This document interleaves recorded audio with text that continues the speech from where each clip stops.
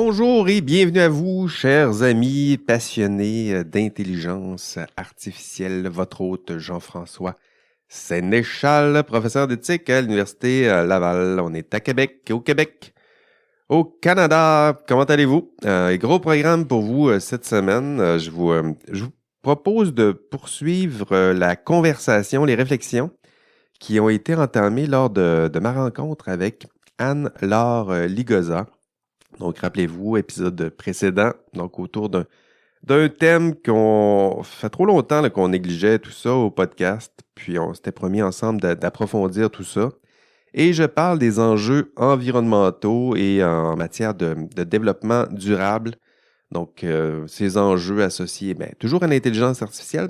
Donc, au programme aujourd'hui, exploration des enjeux environnementaux de l'intelligence artificielle. Et au passage, retour sur justement cette entrevue avec Anne-Laure Ligoza. Donc, si vous n'avez pas encore écouté, c'est l'épisode, ça devrait être l'épisode 62. On verra, là, ça se peut que l'ordre change en cours de route. Mais sinon, c'est l'épisode avec Anne-Laure que vous devez écouter. Sinon, on va reprendre encore les mêmes thèmes dans cet épisode. Mais si vous en voulez toujours plus, l'épisode avec Anne-Laure et l'épisode qui s'en vient aussi, on parlera de ces enjeux. Donc, épisode d'ailleurs avec Anne-Laure que j'ai enregistré sous COVID. J'étais au jour 2, donc pendant l'entrevue, là, je faisais tout là, pour pas que ma voix là, me lâche exactement comme en ce moment. Je me disais, je vais tousser, je vais éternuer, je vais gâcher tout. Finalement, ça s'est super bien passé. Peut-être l'adrénaline, ça fait son œuvre. Puis voilà. Donc, avec elle, j'ai exploré, tenté de voir c'est quoi l'empreinte plutôt environnementale de l'intelligence artificielle, donc des tonnes de CO2 qu'une IA peut produire, l'utilisation de l'IA, combien ça coûte à notre belle planète, tout ça, là, ce beau trip enthousiasmant en intelligence artificielle. Et aujourd'hui, pour m'accompagner, donc ils sont deux aujourd'hui. Ce sont mes deux préférés. Je vais peut-être dire la même chose au prochain épisode, qui sait.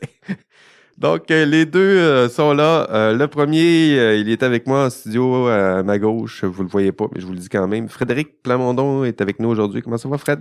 Salut tout le monde, ça va bien? Toi-même? Yes, merci d'être là aujourd'hui. Je sais que vous êtes bien occupé. Content d'être ton chouchou. Oui, toujours, tu le sais, depuis le début. T'es mon chouchou, Fred, bien avant le podcast même. Oh, c'est gentil. La deuxième, Shirley Plumeran est avec nous. Comment ça va, Shirley? Salut à tous. Bien hâte de vous entendre discuter, réfléchir, partager vos réflexions, vos analyses sur l'intelligence artificielle et l'environnement. La formule est simple aujourd'hui. J'ai deux collaborateurs avec moi, puis je suis tout simplement curieux de savoir dans quelle direction ils partent lorsque je leur dis intelligence artificielle et environnement. On va commencer par Fred, peut-être. Fred, quand tu as vu ce thème à l'horaire dans notre planification d'enregistrement, t'es parti de quel côté? Là, où sont parties tes réflexions? Grosse question, en fait. L'environnement, c'est quelque chose qui me tient vraiment très à cœur, comme plein de monde. Mais j'avoue que j'ai pas une grande connaissance là-dedans. J'ai une connaissance, je dirais, morale. Je veux qu'on la protège, je veux qu'on élimine des voitures, je veux qu'on ajoute des pistes cyclables, je veux qu'on fasse du transport actif, tout ça. Mon jupon dépasse ici. Mais cependant, j'ai pas les connaissances scientifiques, technologiques pour être capable de mesurer les impacts de ça, sauf que je savais déjà que, par exemple, la blockchain derrière la crypto-monnaie consommait une quantité absolument pharaonique d'énergie, que c'était le cas aussi des modèles d'entraînement, des modèles fondationnels, donc des modèles linguistiques, puis ce genre de choses-là, puis de l'entraînement des systèmes d'intelligence artificielle qu'on affectionne aujourd'hui, que ça coûtait très, très cher en matériel, en ressources. On le sait, on se dit ça doit coûter cher. Oui, mais c'est dans le nuage. Hein. Oui, c'est ça. En environnement, c'est ça. Les principes sont... On a la facilité à dire oui, je partage ces valeurs-là. C'est ça. Mais concrètement, quand on se met à essayer de documenter sérieusement tout ça, ça devient vite plus complexe. Oui, puis encore une fois, je m'excuse, c'est un peu ma marotte, mais il y a une espèce de hype autour du numérique puis des technologies numériques qui fait en sorte qu'on parle d'info nuagique. On est dans des fenêtres, des Windows, si on veut. On est dans la dématérialisation, mais tu sais, dans les faits, il y a toute une infrastructure normative, une infrastructure matérielle derrière ça qui est importante aussi, puis qui prend vraiment beaucoup de place depuis les années 90, puis l'avènement de l'Internet, puis qui a propulsé le commerce électronique, puis etc. C'est vrai que ça n'arrive pas avec l'intelligence artificielle. Là. Non. Les gadgets électroniques, ça fait longtemps qu'on le sait que ça nous coûte. Il y a un coût environnemental à ça. Ça fait longtemps qu'on le nie. Oui, c'est ça. Puis il y a des infrastructures derrière ça aussi qu'on n'imagine pas, tant matérielles que normatives, parce que tu sais, les normes de communication entre appareils aussi, ça aussi, il a fallu que ce soit développé, il faut que ce soit soutenu, il faut que ce soit intégré, tout ça. Fait que là, on n'est plus dans les questions environnementales, mais quand même, c'est quand même assez complexe. Fait que pour être capable de s'intéresser à ces questions-là puis de les documenter, ça prend un fond scientifique qui est super important. Puis à mon avis, c'est absolument essentiel de le faire. Maintenant, moi-même, ce qui m'intéresse, si on veut, c'est le coût du hype ou le coût du battage médiatique ou le coût environnemental de comment on imagine ces technologies-là, à quel point on ne fait pas vraiment attention à notre consommation. J'avais des connaissances récemment qui me disaient qu'ils utilisaient ChatGPT comme ils utilisaient Google. Ça coûte probablement beaucoup plus cher en énergie de faire tourner GPT Vraiment? que de faire tourner Google. Puis quand on écoute un peu comment ces compagnies-là se présentent, c'est quoi le marketing qu'ils utilisent, c'est quoi le langage qu'ils utilisent, notamment avec OpenAI puis le développement des grands modèles linguistiques, c'est toujours ça. Hein? On s'en va vers un modèle d'intelligence généraliste capable de faire plein de choses de manière transversale. Puis sur quoi ça tient cette possibilité-là? Ça tient sur des modèles toujours plus gros. Better, bigger, faster, stronger. C'est tout le temps ça l'idée. Ce qui n'a rien à voir avec l'intelligence. Quand on y pense. Tu sais, l'intelligence humaine, là, tu sais, un enfant, là, comme l'exemple typique, tu lui présentes une dizaine de photos de chats, puis il va pouvoir connaître des photos de chats, même s'ils sont sur Vénus. Là.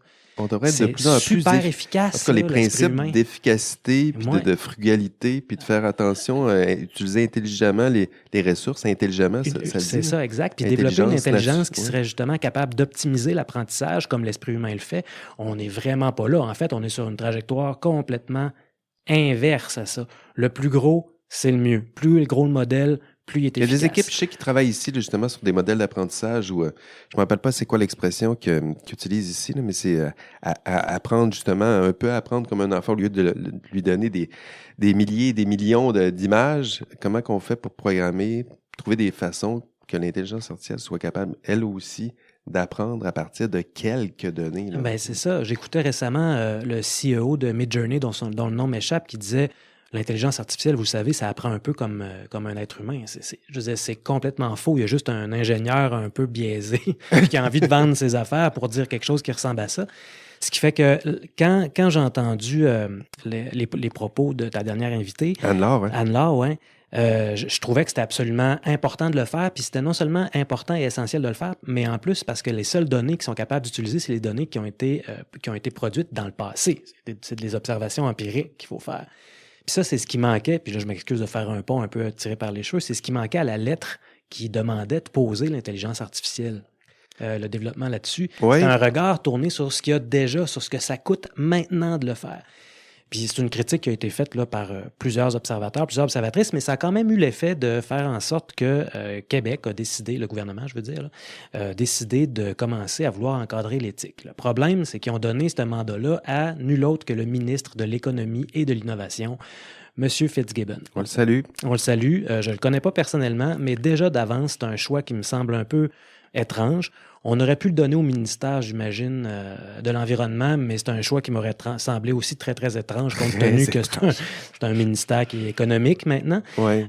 Ce qui fait que je ne vois pas là une possibilité réelle, ou en tout cas sérieuse, de vouloir encadrer quelque chose qui, dans le passé, est documenté comme étant coûteux sur le plan environnemental puis humain.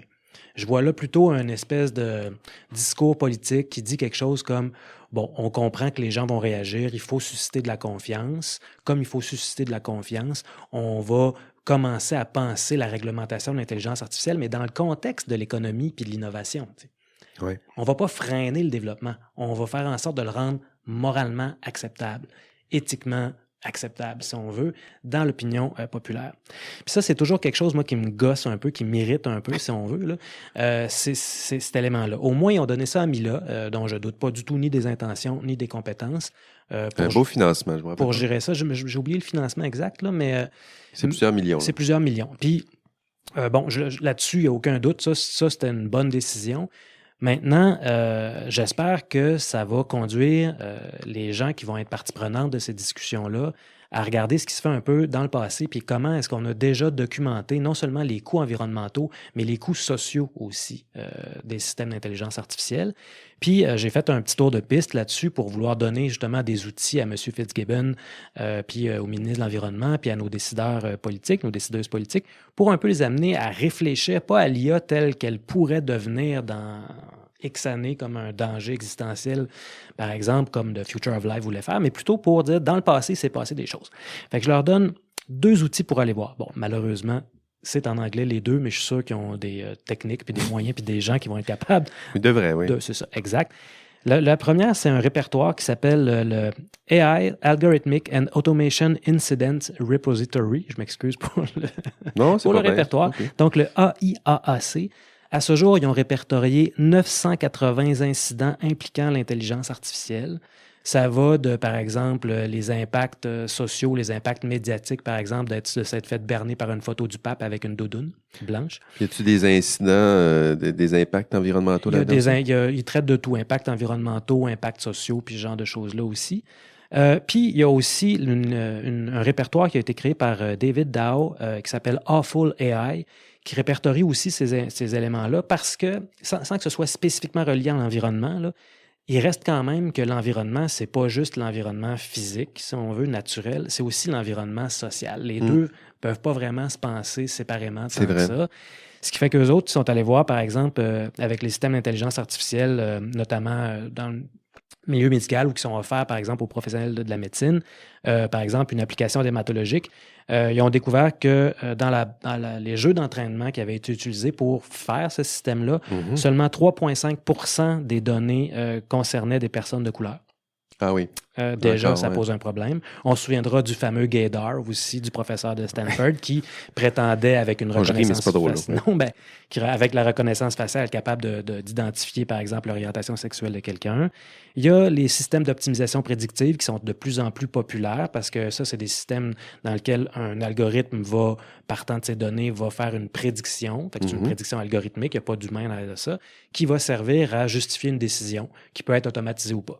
Par exemple, HireVue puis Predict Hire peuvent vous mettre devant un ordinateur, vous faire passer un entretien d'embauche complètement automatisé, vous enregistre, passe un algorithme de reconnaissance faciale, vous donne des points, puis si vous passez le goulot du système d'intelligence artificielle, peut-être votre CV va se rendre jusqu'au bureau de quelqu'un.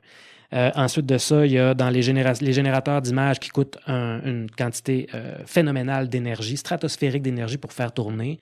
Ils ont fait des tests. Ils ont pris, par exemple, des photos d'hommes où est-ce qu'on voit juste du buste au visage, puis ils ont demandé à Midjourney et à DALL-E de compléter la photo. 53% du temps, lorsqu'on présentait le buste et le visage d'une femme, DALL-E complétait avec un bikini, par exemple, ou un dessous. Ce qui n'était pas le cas des hommes qui, eux autres, étaient représentés généralement en tenue de sport ou en tenue en veston complet, par exemple, ce genre de choses-là. Il y a Lensa aussi, qui prétend être capable de prendre quelqu'un puis de le déshabiller. Bref, il y a des enjeux là, de ces systèmes-là qui non seulement consomment une quantité folle d'énergie, mais en plus modifient notre rapport au monde, modifient l'environnement social, impactent sur les structures sociales, et c'est déjà documenté. On n'a pas besoin d'aller voir 50 ans, 100 ans dans le futur. C'est déjà documenté. Fait que si on veut vraiment réfléchir aux impacts environnementaux, tout ça. Ça prend des gens comme, évidemment, Anne-Laure le fait, mais il faut aller voir aussi ce qui existe déjà et pas juste penser en termes d'innovation. Oui, c'est ça, parce que je revenais souvent avec la question, tu sais, combien ça coûte ChatGPT environnementalement parlant, mais c'est sûr qu'on les a pas, ces données-là, puis sont compliquées, mais il y a déjà des données existantes pour d'autres technologies précédentes. Tu sais, utiliser l'Internet, utiliser Google, j'imagine qu'à quelque part, il y a quelqu'un qui a calculé combien ça coûte tout ça environnementalement parlant. Donc oui, il y a déjà des données existantes, puis il va falloir s'appuyer sur du hard science pour influencer le discours sur l'environnement. C'est certain qu'ils le calculent, c'est dans leur modèle d'affaires. Il faut qu'ils calculent les coûts. C'est sûr qu'ils ont une idée un peu de ce que ça représente. Oui, c'est ça, mais dans l'entrevue aussi avec Anne-Laure, ça semblait toujours être... ils calculent, dans leurs coûts environnementaux, ils calculent pas tout. Non, ben non, c'est sûr C'est-à-dire qu'ils qu'ils externalisent calculent le plus possible. et ils mettent souvent beaucoup d'énergie à calculer les bénéfices environnementaux que ça va générer, mais combien ça a coûté entraîner l'AI qui éventuellement va donner ce petit bénéfice-là là, pour arriver à une espèce de bénéfice net. Ça, on n'arrivait pas à ce genre de calcul fin, détaillé et Ouais, non, approfondi. c'est sûr qu'ils font une espèce de calcul sociopathique, là, ce que ça coûte pour eux autres, excluant les externalités. Tu sais. Voilà. Bon, ben OK, Fred, je comprends où tu pars, là. Je te dis éthique, environnement, AI, puis tu pars dans cette direction-là. Très intéressant. Donc, la complexité de tout ça. Il y a l'intervention du gouvernement. Donc, c'est sûr qu'il va y avoir des décisions politiques associées à tout ça. Shirley, de ton côté, toi, je te dis intelligence artificielle, environnement, puis tu lis exactement les mêmes choses que Fred ou t'es parti ailleurs, là? Alors, non, on est à peu près sur la même phase. Et du Ah oui? coup, je suis en train de me dire, parce que je pensais, moi, à deux choses. Et je vais peut-être commencer par la deuxième, par rapport à ce qu'a dit Fred. Parce que je me suis retenue plein de fois d'intervenir en disant mais non. oui, d'accord, je suis complètement d'accord avec toi, mais oui, merci de, de mettre ça en avant. L'une des choses que je te remercie justement d'avoir mis en avant, c'est le rattachement de ces questions-là donc à votre ministre de l'économie, c'est ça, si j'ai bien compris. Oui, Monsieur Fitzgibbon. Voilà. Et moi, ça, c'est un truc que j'avais déjà évoqué dans ce podcast plusieurs fois, enfin, au moins une fois, peut-être pas plusieurs fois, mais au moins une fois. Et je me répète du coup, nous, la question du numérique, elle est traitée par le ministre délégué aux questions numériques, qui est rattaché au ministère de l'économie. Ben oui. Voilà, et du coup, c'est vrai que moi, c'est quelque chose qui me... Je dis pas qu'il peut pas, du coup, traiter tout ce qui a trait à ce qui gravite aux questions numériques, enfin, aux impacts sociaux, les impacts... Mais du coup, c'est forcément sous le prisme économique, de fait. Donc, Ben oui. bon, du coup, voilà, Et du c'est coup, souvent je ce continue sur... lien-là avec l'économie, là, il est vraiment plus intense. Vous allez voir dans là, je parle à mes invités, mes collaborateurs en ce moment, là, mais à nos auditeurs, ils vont déjà avoir entendu cet épisode-là, mais je le dis à vous quand même. Avec mes invités qui ont analysé le hype en AI, c'est intéressant de voir puis comment que la nouvelle médiatique est faite et produite à propos de l'intelligence artificielle. Ce qui faisait remarquer, c'est que l'intelligence artificielle est rarement dans les pages sciences des journaux. C'est souvent très lié à l'économie. L'économie, il y a beaucoup de nouvelles qui sont liées à l'intelligence artificielle qui sont dans les pages économiques. Donc, ce lien-là naturel entre intelligence artificielle et économie, c'est là. Est-ce que c'est à ce point-là naturel? Je ne sais pas, mais c'est généralement le cas. Je te laisse poursuivre, Shirley. Mais du coup, c'est vrai que ce que tu mets en avant là, ce lien naturel, s'il l'est avec l'économie, écrase complètement les autres liens qui sont possibles de faire, et notamment avec les questions environnementales. Et donc, ton invitée, Anne-Laure, je l'appelle Anne-Laure comme si c'était ma pote, parce que j'ai oublié son nom de famille, je suis désolée. Quand on l'écoute parler, enfin, du coup, ce qu'elle expliquait dans votre entrevue, c'est que ça partait d'une sensibilité personnelle. Et on comprend à travers ça que, du coup, elle fait une recherche spécifique sur ce sujet-là. Et on comprend que, du coup, c'est pas un réflexe pour tous les chercheurs, tous les ingénieurs. C'est vraiment quelques chercheurs qui s'intéressent à ces questions-là. C'est comme les biais algorithmiques. Tu l'évoquais aussi, Fred. Tout ce qui est biais discriminatoire, c'est vraiment pas un réflexe chez les chercheurs, chez les ingénieurs. Et pourquoi? Il y a plein de raisons, mais c'est très très globalement, c'est très très loin d'être un débat de société. Il y a un côté invisible, c'est cet écrasement de l'économie, de faire primer l'économie. Faudrait surtout pas freiner le progrès, surtout pas freiner l'innovation, surtout pas freiner l'économie. Ça m'agace ces choses-là. Et du coup, ça m'a... C'est vrai qu'il faut en tenir compte de la dimension économique, mais c'est bien sûr. peut-être la place que ça prend. Là. Pourquoi que mais c'est surtout il n'y a pas plus de place pour le reste? Là? C'est non seulement ça, mais c'est surtout que du coup, le réflexe automatique, ça va être de venir opposer le progrès aux questions environnementales. On peut pas faire du progrès et se préoccuper des questions environnementales. Bon, bref. Mais non, on peut faire les deux. Ouais, alors que si en fait. Et du coup, bon voilà, tout ça, moi, ça m'a vraiment interrogée. Et je me suis dit, ok, on part donc d'une urgence climatique très sérieuse parce que ça, a priori, donc, enfin, c'est pas a priori, c'est plus à débattre aujourd'hui. Ça va être notre a priori de nous autres, là. En tout cas, Ouais. si vous voulez en débattre, vous irez sur d'autres plateformes. Disons Ouais. que nous autres, on va la Voilà. reconnaître. Là. Nous, c'est un constat, c'est un fait, voilà. Voilà. Donc, quel est le réflexe? Donc, prenons le taureau par les cornes, allons-y. Quelles sont les actions à mener dans le domaine du numérique, dans le domaine de l'IA, dans la recherche? Et tu vois, là, c'est numérique, IA, recherche, on va un petit peu par entonnoir, et ça m'a amené à me poser la question, dans les actions qu'on va mener ou qu'on mène, où est-ce qu'on place le curseur et comment on la rend cohérente, on les rend cohérentes de manière globale. Et du coup, je réfléchissais à tout ça, j'arrivais pas à trouver comment organiser mon propos, et du coup, si vous me le permettez, je vais partir d'un exemple que on pourra raisonner du coup par analogie. Ça traite d'action écologique, donc je suis pas complètement hors sujet. Bon, voilà. Donc je vous emmène. Quel exemple tu voulais nous donner? Alors pour cet exemple, je vous emmène en Corse, à Ajaccio. Voilà, les palmiers, tout ça, la mer, c'est génial. Fait rêver, là. Voilà, donc c'est presque le début de l'été, donc on part à Ajaccio, et en fait l'État là-bas a financé avec de mémoire, je crois que c'est plus de 500 000 € d'un fonds vert, l'installation de coffrets d'amarrage pour des yachts. Fonds vert, yacht. Si j'en dis pas plus, vous allez me dire, mais Shirley, scandale. Alors, c'est un tout petit peu plus compliqué que ça. En fait, ce qui s'est passé, c'est qu'on a installé donc des coffrets d'amarrage pour des yachts. Ça, oui, c'est un fait, puisque c'était spécifiquement pour eux. Mais en fait, ces coffrets, ils ont fait l'objet d'une éco-conception. Ils sont en béton recyclé bas carbone.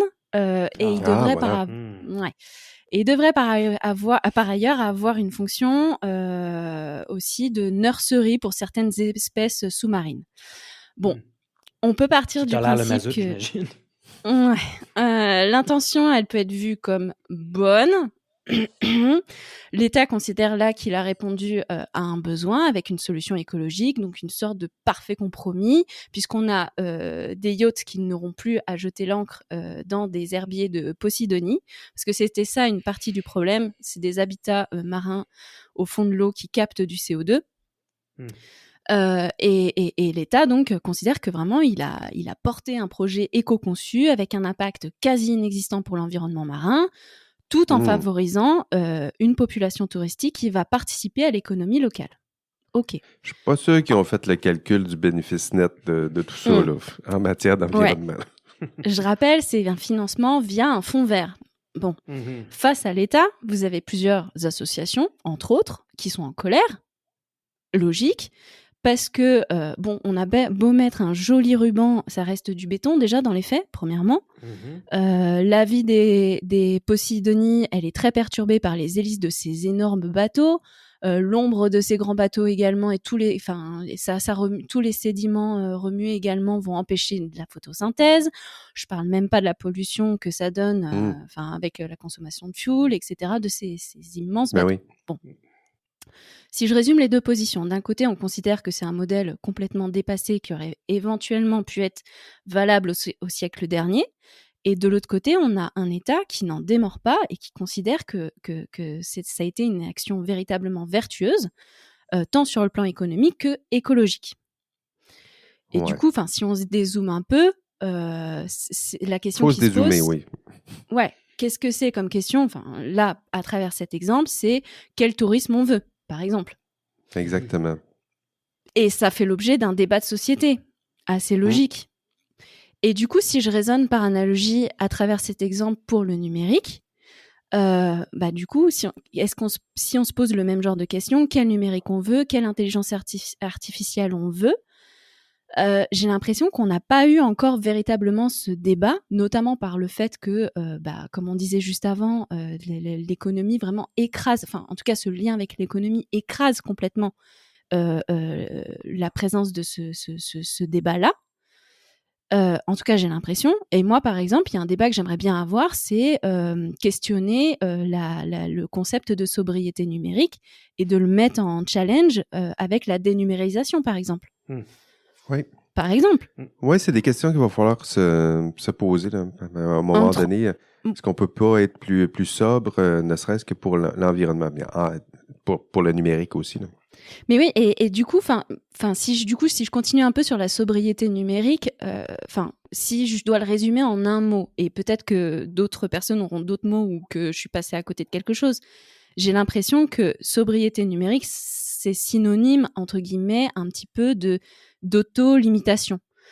Oui. Mais du coup, si tu le mets en perspective avec la dénumérisation, ça permet de se questionner, ne serait-ce que sur notre capacité à s'auto-limiter et se discipliner là-dessus.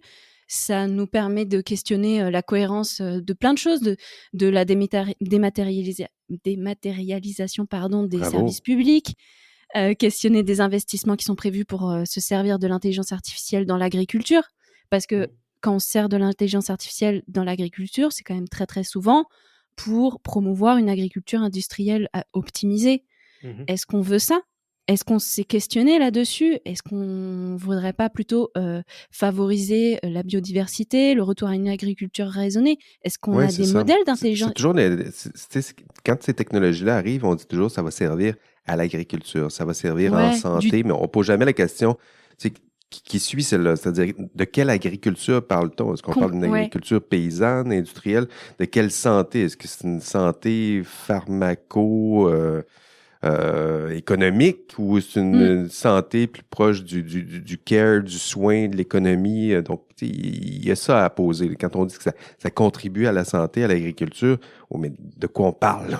Ouais. De quel type d'agriculture exactement? De quel type d'agriculture? Parce que si c'est de l'agriculture industrielle optimisée, on repassera pour tout ce qui est environnemental. Enfin, je crois. Du coup, voilà, et j'ai l'impression que voilà, ce qui est mis, déjà, on va pas au-delà. On a une espèce d'utopie que l'intelligence artificielle, entre autres, va tout régler, et on vient pas questionner ça. Et aussi, j'ai l'impression qu'on vient pas du tout médiatiser d'autres initiatives qui sont hyper intéressantes. Enfin, j'écoutais là hier, alors je me souviens pas de son nom, mais d'un exemple qui donnait d'un bateau autonome avec, donc le capitaine est littéralement une intelligence artificielle de ce bateau qui va faire des mesures dans des zones quasi inaccessibles ou trop peu connues des océans dans le monde. Et moi, ça, j'aimerais trop suivre que ce soit médiatisé et suivre la progression de ce bateau comme si c'était Thomas Pesquet dans l'espace, comme qu'on a fait en France avec Thomas Pesquet. Ben oui. J'aimerais vraiment, tu vois, que j'entendais aussi une initiative où on comptabilise grâce à l'intelligence artificielle le nombre d'arbres par zone géographique dans le monde. Ça, j'aimerais que ce soit médiatisé. Bref, il y a plein de... connu, là. Il y a des choses à faire connaître, oui. Il y a des choses à faire connaître et du coup, si on se replace, si on replace notre curseur sur la sobriété numérique, on a déjà des propositions qui commencent à émerger concrètes. En France, on a eu une convention citoyenne sur le climat en 2019 et c'est hyper intéressant ce qui s'est passé, déjà sur le plan démocratique. Ils ont proposé plusieurs choses en lien avec le numérique, notamment systématiser les écolabels pour tout ce qui est équipement numérique, rendre les data centers plus vertueux. Ok, mais moi, ce que j'ai peur, c'est qu'on se retrouve un petit peu dans la même situation qu'en Corse, où avec le numérique, on va faire la promotion potentiellement de mauvaises actions gouvernementales avec du greenwashing. Et qu'on aura, j'ai vraiment l'impression qu'on risque de louper cette étape de dézoom pour dégager un peu cet enjeu c'est chacun quand ces enjeux-là sont sérieux, puis sont aussi sérieux, puis aussi importants de voir que des fois c'est instrumentalisé un petit peu pour faire un petit peu plus d'économie sous sous le label de l'environnement, il y a quelque chose de choquant. Là. Il me semble que c'est pas un outil, l'environnement. Là. C'est pas c'est quelque chose à préserver. Puis sur la frugalité d'utiliser nos ressources, c'est quoi l'expression que tu utilisais?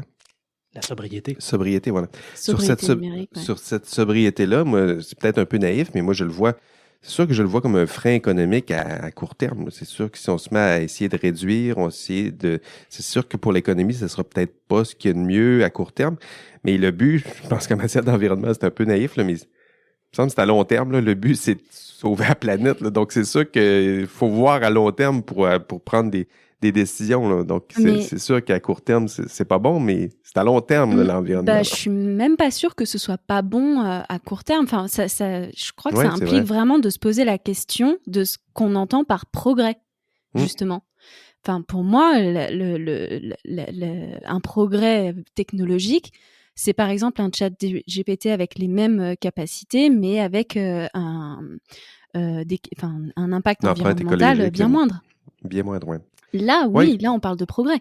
Oui, c'est vrai. C'est dans cette direction-là, me semble-t-il, qu'il faudrait aller. Ça rejoint Fred avec une intelligence numérique, environnementale aussi. Donc, il y a peut-être ce genre de termes-là à utiliser. Puis, tu sais, dans ces enjeux-là, puis je faisais des pouces, là, des likes à Shirley depuis le début. Ouais. Mais dans ces enjeux-là, il y a une question d'alignement. Puis avec la façon dont on traite les développements d'intelligence artificielle, on a l'impression que c'est un alignement qui est toujours branché sur une logique d'affaires. C'est tout le temps pour faire plus avec moins. C'est toujours une question d'optimisation. Puis avec ça, il vient tout un discours là, qui vient alimenter le rêve là, d'une société qui serait émancipée des problèmes environnementaux, puis etc., grâce à la technologie, puis etc.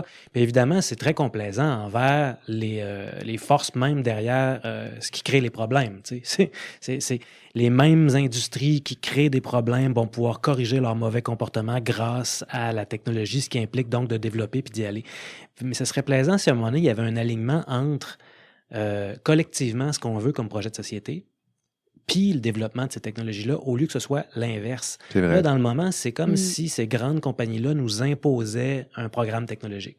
On va développer des modèles linguistiques très énergivores qui, environnementalement parlant, coûtent la peau des dents, mais c'est pour un monde meilleur. Mais tu sais, si on était vraiment un peu sérieux là-dedans, la question qu'il faudrait plutôt se poser, ou la façon dont il faudrait poser le problème, c'est comme société, voici ce qu'on veut, puis maintenant, il faut que vous vous aligniez là-dessus. C'est comme là, on le fait un peu à l'envers. Puis en nommant M. Fitzgibbon comme ministre responsable de ça, mettons que ça va être encore une éthique des affaires complaisante, là, c'est à peu près certain. Puis l'éthique des affaires est complaisante. Pourquoi? Parce que le but de l'éthique des affaires, fondamentalement, de manière folklorique, c'est pas de réformer le capitalisme avec ses tares, parce qu'on le sait que ça cause des tares, le capitalisme, ça, je pense que c'est pas mis en doute, là. Ça ne nous fait pas communistes de le dire, là. Ça a des problèmes, le capitalisme. Mais là, ce que ça cherche à faire, l'éthique des affaires, dans ce contexte-là, c'est de faire en sorte que les problèmes du capitalisme productif, tels qu'on les connaît là, soient rendus éthiquement acceptables, si on veut. On veut pas chercher à corriger le problème. On veut juste le rendre moralement correct. On veut justifier. Mettre un ruban. Oui. Oui, c'est ça, mettre un ruban. Mais ça reste du béton. Oui, tout à fait. Écoutez, on avance dans notre réflexion. Je vous ai demandé de peut-être partir dans deux directions. En fait, on a prévu deux tours de pistes pour voir où vous avez mené vos réflexions lorsque je vous dis IA et environnement. Fred, est-ce que tu as emprunté un autre chemin de travers, une autre piste? Non, en fait, je viens juste d'en parler. Là. J'avais une piste qui concernait justement l'éthique de l'intelligence artificielle ou l'éthique de l'intelligence artificielle dans le grand chapiteau de l'éthique des affaires, si on veut. Là. Ben oui.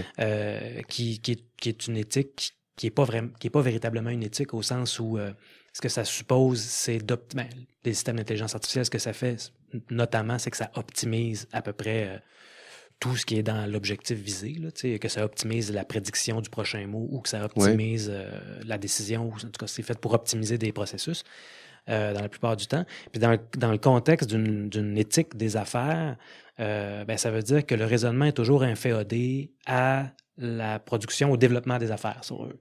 Donc, c'est tout le temps là, alors que la réflexion éthique, la réflexion véritable, celle qui doit mener à des politiques publiques qui permettent d'encadrer le développement de certaines technologies de façon à les aligner avec un projet de société, ça demande une forme d'autonomie, ça demande une forme de réflexivité, ça demande une autonomie de jugement qui ne peut pas avoir lieu dans le contexte d'une logique des affaires ou d'une éthique des affaires. Qui sort un peu de la logique des affaires. C'est ça, puis qui est plus compliqué parce qu'il demande plus de nuances, puis qui implique aussi d'éduquer correctement les gens, puis la population, puis le collectif pour être capable d'avoir cette discussion-là. Et je doute très fortement que ça va passer par le ministère de l'Économie puis de l'Innovation. En tout cas, ça donne une indication claire sur la direction. Comment, en ce moment, nos gouvernements conçoivent l'intelligence artificielle? Quel est le rôle de l'intelligence artificielle dans notre société? On veut mettre des pauses, des moratoires pour réfléchir. Ben justement, c'est pour réfléchir à exactement ça. Qu'est-ce qu'on peut faire d'autre avec l'intelligence artificielle que faire tourner l'économie? Hein? Donc, il y a d'autres enjeux, d'autres idéaux à viser. Pour le moment, puis là, on verra avec comment Mila va organiser ça, mais pour le moment, moi, ce que je vois, c'est quelque chose qui va aller vers le partage des responsabilités d'une façon très, très décaféinée, là, c'est-à-dire que les grandes compagnies vont avoir la responsabilité d'offrir des produits qui sont sans danger, puis ceux qui vont acheter les produits vont être responsables de leur utilisation. C'est quelque chose qui assure un peu là, que les grandes compagnies subiront pas vraiment d'impact ou d'influence, puis que la responsabilité va être impartie aux utilisateurs, aux utilisatrices, que ce soit des corporations, que ce soit des individus. Décaféiné, comme notre podcast, le contraire de notre podcast. Shirley, toi, dans ta deuxième, je t'avais offert un deuxième tour de piste. T'es allé dans quelle piste? Alors là, pour cette deuxième intervention, on revient un petit peu à l'épisode, un peu plus, à l'épisode on raccroche les wagons à Anne-Laure. Vous avez beaucoup discuté de l'importance et du besoin de mesure, donc de l'impact environnemental de l'intelligence artificielle. Et du coup, moi, je vais rajouter plus largement du numérique, peut-être, parce que, du coup, j'ai eu cette difficulté, là, je fais une mini parenthèse. Quand je me suis un petit peu questionnée sur le sujet, j'ai eu cette difficulté où je me suis dit, mais intelligence artificielle, numérique, parce que du coup numérique, c'est beaucoup plus large, mais bon, c'est important d'englober le tout. Bon, bref, voilà, je referme la parenthèse, juste je vous dis, j'ai eu une petite difficulté par rapport à ça. Non, c'est vrai. Et du coup, par rapport à cette importance de mesure de l'impact environnemental, en faisant mes petites recherches, du coup, je me suis aperçue que le gouvernement avait une feuille de route sur le sujet, donc une feuille de route gouvernementale numérique et environnement qui traite... Sur la mesure. Alors justement, il y a plusieurs axes, mais le premier axe, c'est justement de ce besoin il traite de ce besoin de mesure. Oui, parce que si on veut prendre des décisions publiques, ça prend des données, Puis à toutes les fois que j'ai posé une question, elle me répondait tout le temps, oui, mais les données sont difficiles, c'est difficile d'avoir accès à leurs données. C'est combien ça coûte environnementalement parlant, tel processeur, telle manipulation. Donc, ça prend des données, puis je me mets à la place des décideurs publics. C'est vrai que c'est une belle première étape de dire, on va d'abord fournir des données, après ça, on prendra des décisions à partir de ça. Ouais, faire un état des lieux. Et du coup, alors juste pour précision, cette feuille de route, elle est le fruit de plusieurs travaux et je vais la reciter parce que je la trouve hyper importante. Il y a notamment les travaux de la Convention citoyenne sur le climat qui s'est donc penchée entre autres sur la question de l'impact environnemental du numérique. Mais pas que, il y a eu plusieurs travaux de différentes administrations de l'État. Voilà. Et il y a deux choses intéressantes. En fait, ce premier axe, il est en deux parties. La première partie, c'est vraiment ce qui met en avant, c'est l'importance de développer donc la connaissance sur le sujet, qui est d'ailleurs trop peu connue par l'ensemble des acteurs. Et j'ai trouvé ça très surprenant, enfin non pas surprenant, mais en tout cas j'ai remarqué que cette feuille de route, elle n'hésite pas à cibler notamment que les acteurs qui sont trop peu au courant de ce sujet, excusez-moi, notamment au niveau européen. Ils ont explicitement cité le niveau européen comme étant pas trop au courant, pas trop au fait de la question. Donc je me suis dit, ok, waouh, quel courage. Quand même. Très bien. Et, On est loin de la langue de bois, là. Ouais. Et la deuxième partie que je trouve vraiment intéressante aussi, c'est que elle cible l'importance des méthodes de calcul pour cet impact environnemental du numérique. Voilà. Sans méthode de calcul claire et universelle, difficile de mettre en place des mesures de réduction. Oui. A fortiori, Ouais, là, exactement. on est en train de parler de numérique, donc c'est mondial, c'est international, c'est tout ce que vous voulez, donc bon. Oui, ça prendrait des outils de mesure Mm. conventionnés, normalisés, puis combien Ouais. ça coûte, environnementalement parlant. Tout à fait. Et du coup, donc là, je cite la feuille de route. L'objectif serait de trouver des méthodes harmonisées pour quantifier cet impact, car nous avons besoin de données précises, claires, objectives et faisant consensus sur Voilà. les impacts réels, positifs et négatifs du numérique et sur l'environnement. Oui. Du coup, j'ai un petit peu poursuivi mes recherches. Donc, j'ai découvert qu'il y avait un observatoire des impacts environnementaux du numérique créé via une loi de 2021 en France. Et cet observatoire a publié son premier rapport. Enfin, c'est un comité d'experts techniques qui est rattaché à l'ARCEP. Enfin bref, je vous la fais courte. Un comité d'experts qui a rendu il y a 10 jours à date de l'enregistrement, donc le 3 avril 2023, elle a rendu son premier rapport sur l'évaluation de l'impact environnemental des TIC, analyse des écarts méthodologiques. Et là, c'était hyper intéressant parce que, par contre, j'ai pas compris pourquoi ils ont parlé de TIC et pas de numérique, mais bon, ça, c'est un autre sujet. Oui, c'est ça. Et par contre, analyser les écarts méthodologiques, ça c'est hyper intéressant parce que du coup, ils se sont penchés sur l'analyse des différentes méthodologies utilisées pour mesurer cet impact environnemental du numérique. Ils ont cherché à identifier leurs limites et ils ont cherché à proposer des pistes d'amélioration. Intéressant quand même. Vraiment, vraiment. Rappelle-moi le nom du document en question. Alors, évaluation de l'impact environnemental des TIC, analyse des écarts méthodologiques. Voilà. Tu m'enverras la référence, ouais. je vais l'ajouter. Avec plaisir. Génial, Shirley. Par contre, j'avais juste une petite précision par rapport à ce rapport. Je suis hyper embêtée quand même. Enfin, l'initiative est juste géniale et je sais pas si c'est parce que j'étais fatiguée le jour où je l'ai lu, mais waouh! Est-ce qu'on peut parler de la difficulté? Enfin, c'était limite imbuvable, hein. Je suis désolée de le dire, mais du coup, ça aide pas trop à se pencher sérieusement sur la question et à vouloir s'emparer de la question. Et pourtant, il y a quelques mois, dans un autre enregistrement, alors c'était pas du tout, c'était pas l'ARCEP, c'était pas cet observatoire, c'était une autre administration, c'était l'ARCOM j'avais parlé d'un rapport qu'ils avaient produit sur les réseaux sociaux.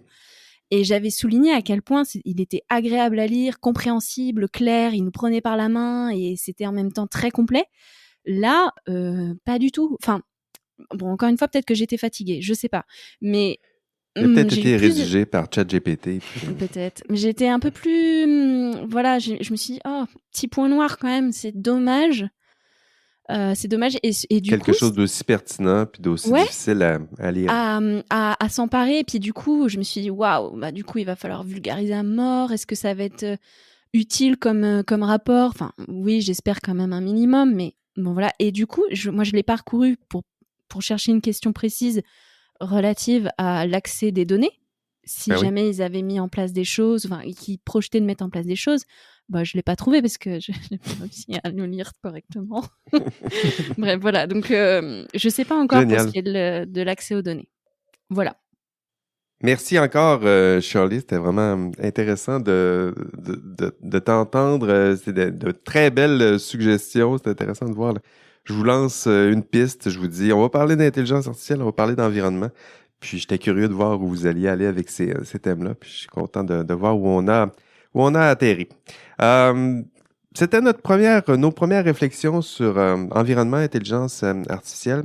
Je sais qu'on donne souvent le micro à celles et ceux qui pensent pouvoir résoudre tous les problèmes environnementaux à coup de solutions en intelligence artificielle, mais les problèmes complexes, on l'a vu encore dans cet épisode-là, ça se résout pas avec des solutions techniques, peu importe, aussi complexes et sophistiquées soient-elles ces solutions. C'est rare que avec une seule technologie, on peut résoudre tous ces problèmes.